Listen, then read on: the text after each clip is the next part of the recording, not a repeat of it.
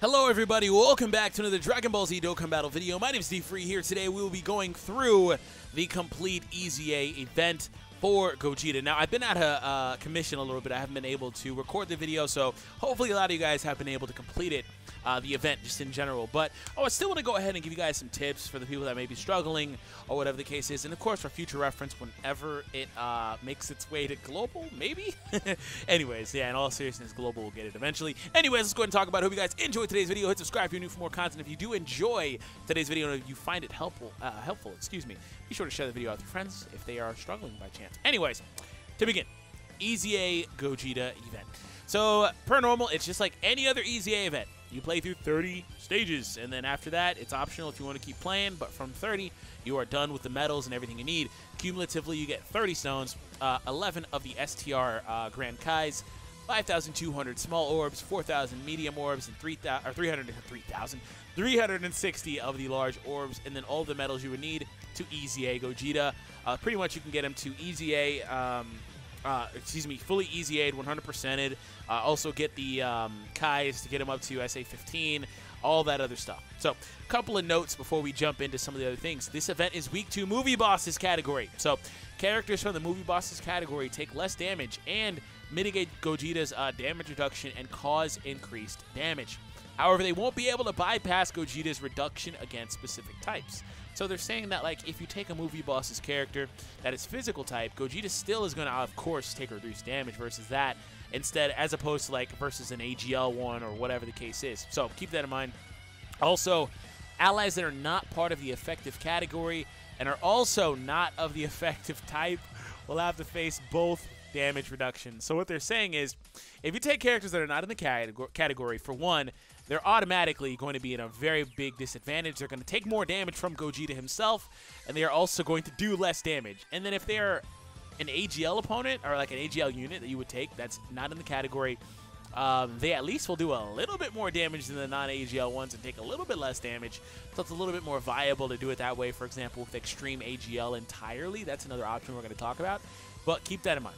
So anyways, per normal though, for the last like 3, 4, 5, whatever it is, EZAs, Devilman is no longer able to one-shot, so keep that in mind if you didn't know. The damage threshold of 2 million for SSR characters starting from level 10 means that Devilman would no longer be able to instantly kill the boss with his lethal passive, should it activate.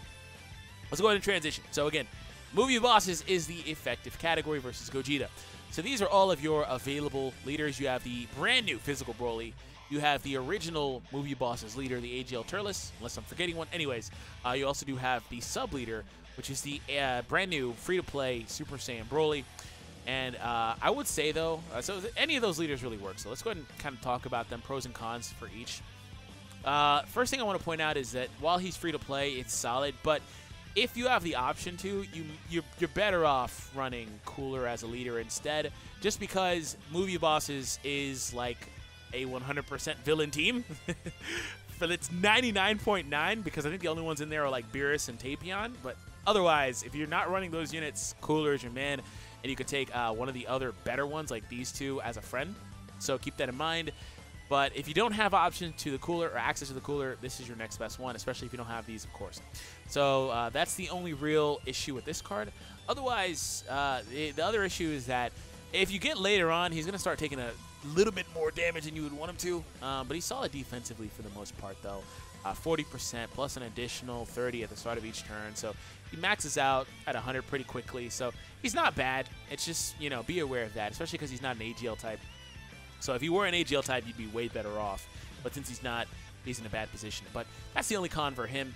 Broly's only con is the fact that he's a physical type. So the fact that he transforms, the fact that he gets so much attack and defense, all the key, whatever the case is, he is an incredibly powerful unit, as you would know.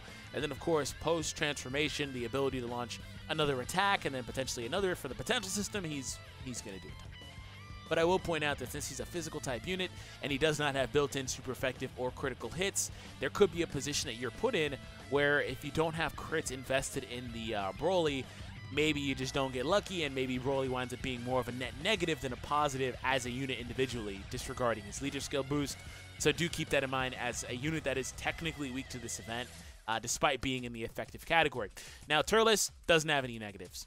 He doesn't. That's just it. He doesn't have any negatives because he's the effective category, and he's also type effective entirely across the event, and also has a support passive, and early on will be able to debuff the opponent. Just he's good. He's pretty much one of the best, if not the best, overall unit you can take to this event. So there we go. Now, of course, again, if your Broly does have crits or things like that, you don't have to worry about anything. He'll take a little bit extra damage, but I mean, who cares, right? So even if he doesn't, still probably would want to lead with the Broly and take a Turles friend, especially if you have your own Turles. If you don't, you still want to take a Turles friend, because at least having that extra type coverage, in my opinion, is better than going double Broly. So again, you could do double Broly. That just to me. Anyways, so we're gonna get out of here, and we're going to talk about the team option that I ran. So this is the exact team that I ran. So I went with, and I did take a Turles friend, by the way. So I had a total of 4 AGL units. My main rotation was Broly and Broly. And then I also had Cooler and Janemba for the other one, and I floated the 2 Turleses and the Frieza here. So the reason why I chose the team this way was because, for one, EZA Broly, I'm going to actually pop him up. He is probably, I talked about Turles being the best unit overall, but this is probably the single best unit next to things like AGL Meta Cooler, of course, but this is an incredibly underrated unit that you can take to this event. He is one of the best possible ones you could take to the event, especially because he came out and immediately got an EZA, right? Immediately got an EZA, so he is very, very good. Also has utility outside of the movie boss's team as an Extreme AGL leader, for one, Pure Saiyan category leader 2. Also can be good in the Extreme AGL team as well because of the fact that he's self-sufficient, picks up 1 key at the start of each turn, which is an indefinite boost. It doesn't actually cap off, from what I can tell. I'm not going to go ahead and read through here, but I haven't seen it cap off. Anyways, he's very, very self-sufficient. And then, of course, the 70% at the start of the turn, also an additional 80% attack with each attack performed, with each attack, received, and then an additional 80% defense with each attack performed, up to a maximum of 80, So he's very, very, very powerful, 150 cumulative, and he's really, really good. In fact, it seems to calculate separately, not going to go into that, but he's very powerful, and then he also does raise attack and defense for 3 turns. So he is, I've got this man up to like 3 million attack stat with only 1 dupe, actually. It's good. So definitely was out here shredding the event. Not to mention Broly. My Broly actually has no dupes currently, so that's was kind of like, whatever. And then, of course, EZA Janemba, phenomenal unit. You guys know what he does. Metacooler, my Metacooler has a couple of dupes, so he's good. Frieza was a bit of a wild card because he's another physical unit that's kind of just here and does not have some of the bonuses that some of the other units have. But why he was a little bit okay, though, is because he reduces damage received by 30%. That's actually very important for him because it allows for him to be an off-rotation unit that doesn't just get shredded. And not to mention his defense does go up as well in conjunction with that. And then he also technically does support himself, too. So he's a very good support unit, one of the better ones in the game, actually. But he's specific to movie bosses. So consider that as well. Now let's go ahead and talk about some options for replacements for the team that I did run. So for one, we're looking at the entirety of the movie bosses category here. I already talked about the fact that if you don't have Broly, that's your best man to lead. If you can fill out this team this exact same way, you're pretty much set. You can put whoever else you want in the team from here. You can literally put this man who's actually not really, really that bad. You can do that, you're set. You can do this, you're set. Even though he only supports specific units, you know, it doesn't really matter. If you can fill out this shell of this team this way without that Broly regardless, you can put whatever else you want and pretty much be successful. So keep that in mind. But let's talk about some of the more of the flexible choices, right? Because this Broly was the individual best option for this, like I said, alongside Turles. But let's talk about if you don't have him. Let's go ahead and kind of shred this team to pieces. Okay, so some of the better options to consider would be units that have defensive viability. I'm going to kind of just put these units out here now. Now, Tapion is an interesting unit. He's in the movie bosses category, which is great. So he's able to function. But keep in mind that the way his passive works, he's not able to be powerful until you dip below 50% threshold. Rudigarn, though, is very, very powerful. He's going to pretty much shred the event for you if you happen to get there. Also, Frieza, like I said, off-rotation unit or on-rotation unit. If you have him rainbowed out, he's going to do a lot of damage and be successful for you as well. Also, other options to consider would be, well, the un-EZA'd regular version of Janemba. The defensive viability he has with the dodges and stuff, the effective against all, pretty much means that he's going to be fine despite being an off-type unit. But you typically want to stick to AGL units if possible, unless they have built-in damage mitigation like some of the options I just went ahead and showed you guys. So what are some other options you can kind of do, right? So you can also, if you have access to it, cheese the EZA Beerus and LR Beerus rotation. Even if you don't have access to one of these units, you can still kind of be successful, although I wouldn't really recommend using Beerus if you don't have access to the counterpart as well, the LR. Now, of course, Metacooler and Bojack go without saying. I'm not really going to talk about them too much, because if you have them and you can put them on a team and do something like this, well, then you know what? You're good. If you can build a team like this, you're going to beat the event, and again, relatively easily beat the event at that. You take your Turles friends, you have a little bit more type coverage, and you're set. It doesn't really matter what you do from there.